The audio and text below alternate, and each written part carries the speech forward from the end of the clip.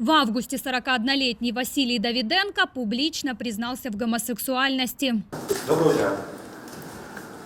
Мене звати Василь, прізвище моє Давиденко. Я ветеринатолог. Я гей.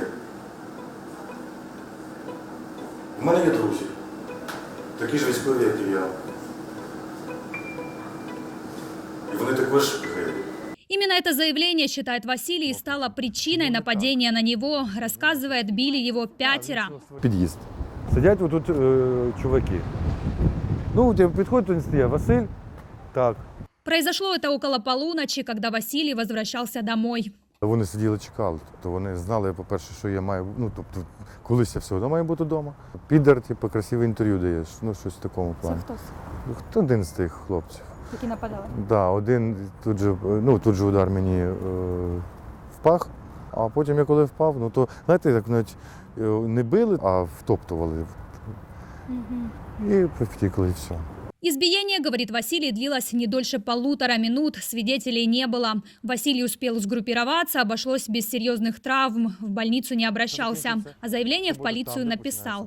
О своем признании сейчас не жалеет. Говорит, молчать больше не мог. Мені просто набридло постійно підлаштовуватись під когось. Просто в мозгах у кожної людини настільки це радянщина, оце спільне, совєтське лишилось.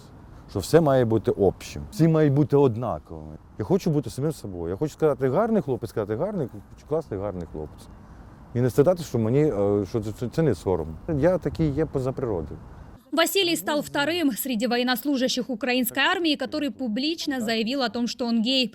Говорит, на войну пошел вслед за своим возлюбленным Арсеном, контрактником Вооруженных сил Украины. Они познакомились в интернете в феврале 2014 года. Арсена отправили в город Счастье Луганской области, куда Василий приехал сначала в гости. Я в новинах дивився, сів, мовчки поїхав. Подзвонив, сказав, що я до тебе їду. Як я можу тут бути, коли там, по-перше, там такі, і по-друге, там ще і він.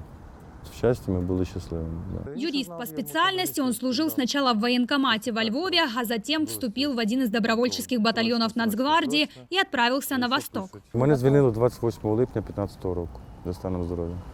А Арсен залишився там? А Арсен залишився на цей час вже на тому світі. Арсен погиб в январе 2015 года в Донецкой области. Василий получил контузию, 3-ю группу инвалидности. Сейчас работает менеджером по телекоммуникационным услугам. Говорит, об инциденте на работе знают и рад, что руководство его поддержало. В полиции начали уголовное производство. Статья «Нанесение легких телесных повреждений». Подозреваемых пока нет.